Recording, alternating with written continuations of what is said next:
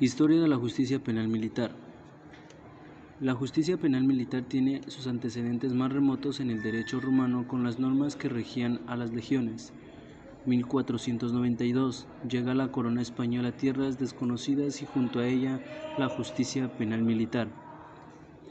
En Colombia tiene como función histórica directa el derecho penal castrense español cuando Carlos III promulgó el decreto real del 9 de febrero de 1793, estableciendo la vigencia del fuero militar en los ejércitos de España y ultramar y señalando que los delitos de los militares serían conocidos por los tribunales castrenses.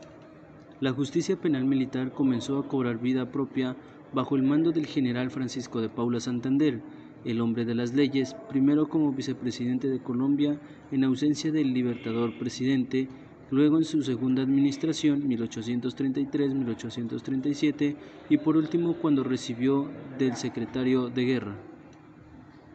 El sistema jurídico colombiano, el fuero militar, es una prerrogativa en virtud de la cual los miembros de las fuerzas militares y de la Policía Nacional en servicio activo no son investigados y juzgados por los fiscales y jueces a los cuales están sometidos la generalidad de los ciudadanos, sino por jueces y tribunales militares. Es aquella justicia especializada que se encarga de la investigación y juzgamiento de los delitos cometidos, en cuanto relacionado con los servicios por miembros relacionados con las fuerzas públicas, fuerzas militares y Policía Nacional.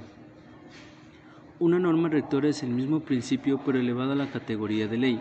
A la categoría de norma penal, o sea, las normas rectoras son postulados generales o pautas supremas establecidas por el legislador que constituye la esencia, orientación del sistema penal y prevalecen sobre las demás normas e información su interpretación. Artículo 116. Constitución Política de Colombia. La Corte Constitucional, la Corte Suprema de Justicia, el Consejo de Estado, el Consejo Superior de la Judicatura, la Fiscalía General de la Nación, los tribunales y los jueces administran justicia. También lo hace la justicia penal militar. De los delitos cometidos por los miembros de las fuerzas públicas en servicio activo y en relación con el mismo servicio, conocerán las cortes marciales o los tribunales militares, como arreglo a las disposiciones de este código. Tales cortes o tribunales estarán interesadas y en relación con el mismo servicio conocerán las cortes marciales o los tribunales militares, con arreglo a las disposiciones de este código. Tales cortes o tribunales estarán integrados por miembros de las fuerzas públicas en servicio activo o en retiro. Fuero militar, elemento para la existencia del fuero militar, que el delito sea cometido por un miembro de la fuerza pública en servicio activo, que sea acción u omisión guarde relación con el mismo servicio. Prohibición de juzgamiento de civiles por jurisdicción militar. Separación de funciones de la mano de jurisdicción. Cambio en el fuero penal militar. Constitución Política de 1991. El artículo 221 prevé de los delitos cometidos por los miembros de las fuerzas públicas en servicio activo y en relación con el mismo servicio serán conocidos por las Cortes Marcial o tribunales militares. Código Penal Militar, Ley 1407 del 2010. Consagra el fuero militar señal de los delitos en el servicio. Enumera algunos delitos que no podrán ser conocidos por la justicia penal militar como la tortura, el genocidio, la desaparición forzosa de la humanidad o en contra del VIH.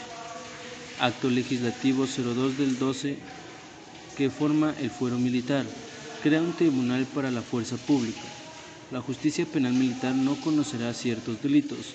Conocerá los delitos cometidos hacia el VIH por miembros de las fuerzas públicas. La nación tendrá para su defensa unas fuerzas militares permanentes constituidas por el Ejército, la Armada y la Fuerza Aérea. Las fuerzas militares tendrán como finalidad primordial la defensa de la soberanía, la independencia, la integridad del territorio nacional y del orden constitucional.